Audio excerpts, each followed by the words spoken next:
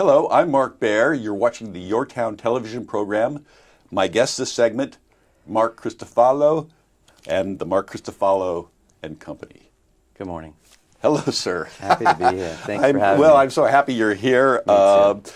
I went to your headquarters in Sand City. World headquarters. World headquarters, and it rocks. And I've got you here.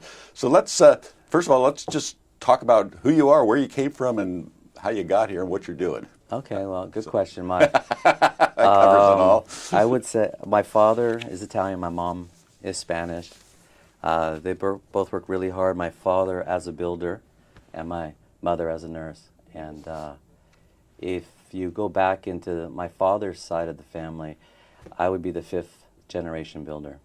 And wow. So it's my father John, and my grandfather Valentino, and then my great-grandfather Antonio, and my great-great-grandfather Paulo. All of us were builders. And so that's where I came from, and that was kind of a product of my upbringing. So let's talk about what's Wonderwall. Good question. People ask me that all the time. The definition of Wonderwall is the wall or the barrier that separates the mundane from transcendental reality. So in my case, Wonderwall, my building in Sand City, the white brick wall on Contra Costa separates the ordinary outside from the extraordinary inside. And inside you'll find a curated collection of objects that bring me joy, that are for sale to the public, and from beautiful wrought iron English and Spanish garden gates to hand-carved limestone, centuries-old Moorish window grills, plus so much more. And it's all available, like I said, for sale to the public. Well, it's all available, but it's also hand-picked, hand-touched. So let's talk about how you're getting that. How are you collecting all this? Oh my gosh, a long story, but I'll keep it really short. Over the years, I've been building homes for a long time, so almost 30 years, maybe more. And I'd have clients come in, or people that would come into my studio asking to buy this beautiful pair of sugar pine doors, or this amazing mosaic tile that was reclaimed and antique. And it wouldn't be available because I was installing it in one of my homes. And so when we found the beautiful spot in Sand City, this great old building in Sand City, we knew it was time to bring some of those things that I had in storage out and offer it to the public. And that's what we're doing. And you're really looking at design as art. It's very, people who come to you come for a specific thing, and they're coming to transcend normal design to that special kind of extraordinary object. That's right. So I think if people were to ask me... Did your place isn't that different than a gallery? It looks like a gallery. Everything everything's curated. It's where it is for a reason, has a space and all that, a relationship to one another. But because in building, as a kid and today, I love working with humble objects and figuring out how to incorporate that or compose those humble objects in homes. So we're talking timber, stone, and clay. The older, the better. But I find that it can't be all old things. People don't want to live in a house filled with just antiques. So my homes also incorporate contemporary designs, and you'll see some of those objects in my studio as well. When you combine the contemporary and the vintage or the antique together well, you have a home that's peaceful, and it's quiet, and it's beautiful, and that's what I think I do best. And you've also combined, an element of fine art in it that you seem to have curated to work with what you're doing. Yeah, right. I work with local artists, and it's not sponsored, but have them support their art on the walls of Wonderwall inside. I have a lot of great walls that house art. So that's also available to the public. And once in a while, we have shows for the artists, and it's great. So constantly changing. We have great products and things coming in all the time. And I encourage the public to come in and say hi. We're open from Tuesday to Friday, 9 to 4. And it was so much of a real gallery experience. It's not like going into a home and here's accessories for your home or here's objects for your home. It was like the house and the objects and the art, it's all of a piece. It's composed, yes. Right? It has a feeling. I think that all great homes and all great art evoke emotion, right? And Wonderwall does that. If you spend the time at Wonderwall to, people always are looking around, but a lot of people just don't see.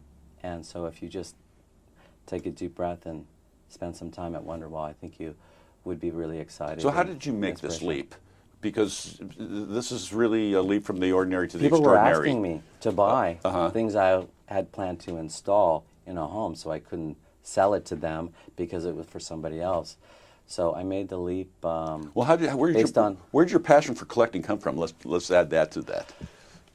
Like I said, I was always interested in unique objects. I think the first thing that catches my eye is the shape, and then I go to the quality of the piece, and then I go to the provenance, where it came from, because so many great things are old because they have that patina and that history. And an antique gold-gilded mirror, if you can imagine, turn of the century, whether it's 20th or 19th or 18th, where that mirror comes from, how many people actually stood there and got dressed and combed their hair in that mirror. It has a certain soul. And so the pieces that I bring in, to me, I connect with. So, but I'm also know that they have no value to anybody unless they're available to everybody. And that's what was the turning point for me, is that I needed to make these pieces available to everybody. Because without that connection, they didn't have value in my world. So. Do you? What's your collection process? Do you travel? Is it? Yeah. And do you also work with the client, saying, "I have a particular penchant for a certain sensibility," and then you go Yes. for that sensibility? All of that. Yes, I'll fly down on a plane to wherever, and we'll, for example, what we do at Wonderwall is we also make furniture, special pieces, whether it's beds or tables or hutches for clients for a very specific purpose and need. But we also make most of, at markchristofalo.com, you can see our homes. You'll see all of the wrought iron lighting on the outside and the inside, all hand drawn by me, all detailed, all made specifically for my clients, right? So I will get in a plane, we'll go down to the ironmonger, and we'll design the dining room, family room, exterior lighting for a particular home. So those lights you see are specific to my clients. It's one of one in the world, because everyone is different. And people like that. They like having something unique to their environment. And what keeps us so busy is that I think William Morris said this, the English textile designer, what people most long for, and I'm paraphrasing, in life is to have a beautiful home. And I'm thankful for that. That's what I want, but most people do want that. And that's why they come to Wonderwall. That's why they hire our company to design and build their home. So what's your relationship with, do you work with a lot of architects here, or what's your relationship in there? I have a good relationship with many architects. I think my education was not focused in art and architecture in school, formally training, none, except for construction management. I knew how to build things off of plans from my degree in construction management at Cal Poly. But my love is art and architecture, so I was listening and studying my clients and my architects and the designers and what they responded to in spaces, and what they didn't respond to. And so I've taken that real world knowledge of working with lots of architects and owners, and now people hire me just to do the architectural design work for their homes, or they hire me to build and design. And I work with architects when I do that. So who is the client that really wants you? Who is that person? Trusting one. I think that our best work is the ones that trust the most, because believe me, I've made all the mistakes and not perfect in any way. But the ones that trust the process the most, that the ones that communicate with me the most, as far as home building, those are the ones that I think the result is. Those homes to me are the most beautiful, and I think you can see some of that work online. So, yeah. This, because all builders don't bring in this additional aesthetic. This is first. I think it's particularly, we live in a particular area where this works. I don't know if this would work everywhere. Yeah.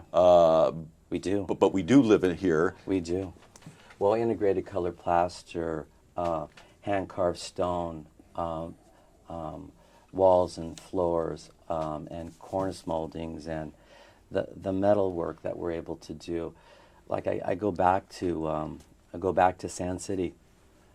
We have such a great resource of metal workers and stone masons and stone carvers and incredible plaster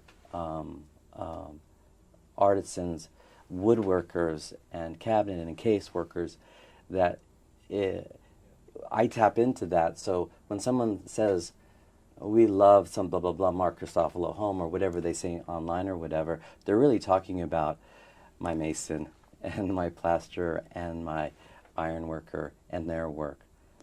They just know my name, and I get credit for it, but it's a collaborative. And that's what I love about Sand City. It's such a cool town. Well, I met you through Don Davis, who is a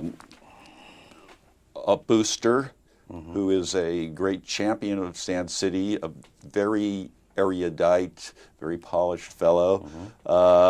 And we were talking about, how to make, the leap in Sand City is how to really brand it as the art center and to be the art town. And it's got a real claim to that. And he said, okay, and we're sitting here talking at his place, and he said, okay, let's go meet Mark. He drags me out of the house and walks me around the corner. Well, and that's how Sand City works. That's how it works, right? And that's how lucky I am when I had the opportunity. I could have put my company somewhere else, bought a building, done this, but I wanted to be where I was close to everyone I was working and collaborating with. And it just made sense to me. Well, first of all, it keeps me humble because I'm with people that are working with their hands all the time. And I'm in direct contact with, like I said, the masons and the metal workers and all that in Sand City. It's just a unique town, and it's probably, you could argue, it's the most diverse town in all of the Monterey County in that 2 square mile area. It's neighborhood. It's a real neighborhood, and the skill level is like real. Yeah, it's a real thing. It's really happening. If you blink, you'll miss it. But take a left turn or a right turn on Contra Costa and explore.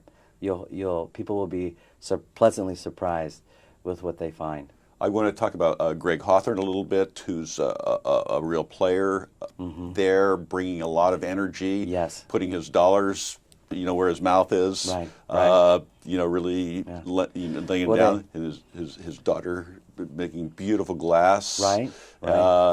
So that's, it's like real. It is real.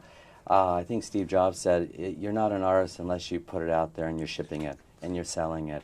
And so you say that Greg Hawthorne, who is a friend of mine, he was kind of the visionary and pioneer. I mean, there were people before Greg, maybe, I don't know for sure, but he was the first one that put the stake in the ground, built the building, and said, hey, here I am.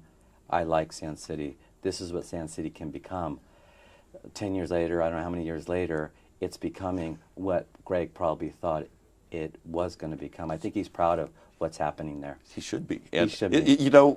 It's one of those rare things in life where, because if you drive by the freeway and you see those beautiful buildings where they are, and you go, God, that's so. If I was going to make a movie, that would be where the artist pad would be, and it would be the coolest place. And then you go in, and it's just as cool as you imagined, or more cool. More cool. And how great is that? Because so many times you see something, and it's not your fantasy. Right. You have fantasy. It meets your expectation. In that space, in that building, he designed so beautifully and built. It exceeds expectation. And now, Don, have you been in Don's new space? Yes. Trying to really create a place of synergy and energy in the community, and a place where art conversation and art and small art gatherings and salons. This is a little Sand City. It's great. And my doors are, when we're there, my doors are always open. In fact, someone came yesterday off the street just to ask for a cup of coffee. It's so cool. Of course. Yeah. We got a warm cup of coffee. And so it's very welcoming. And right? so how does, again, living in a creative environment, in a creative community, how does it lift your game? Because it does. Oh, well, yeah, I think if you go to my building, on the wall, my daughter Cosima did some graffiti art, and on that graffiti art it says, "Creating is life. Anything before or after is just waiting." And what's happening around me every minute, well, not every minute every day, but during the daytime hours, there's an explosion of creation happening in that building, and that building, and that building, and there are dreams and projects and things being bent or carved or shaved or created all day long. It's super cool. You can feel it if you just spend the moment to pause and take that left turn on Contra Costa. Yeah, well, and hopefully they're going to get the roundabout. So right, that's going to help, and it's just, and it's well, there's just too many things to talk about Sand City here. I'll come back. We'll get into that, and but just a last word about your design philosophy. Well, I kind of told you about the love for humble materials, but I think that style, I would say, they say lives fast and dies young, but if I were to say what my style is, it would probably be it's creative, it's intuitive, it's definitely authentic, and it's naturally luxurious. And so that's kind of, if you look at all of my homes and you look at the things in my studio, I think those words really appropriately describe what we represent. May we be naturally luxurious. Right? You're watching the YourTown television program. My guest, Mark Christofalo, and Mark Christofalo Company. Go see his place in Sand City. It's fabulous. We're out of here.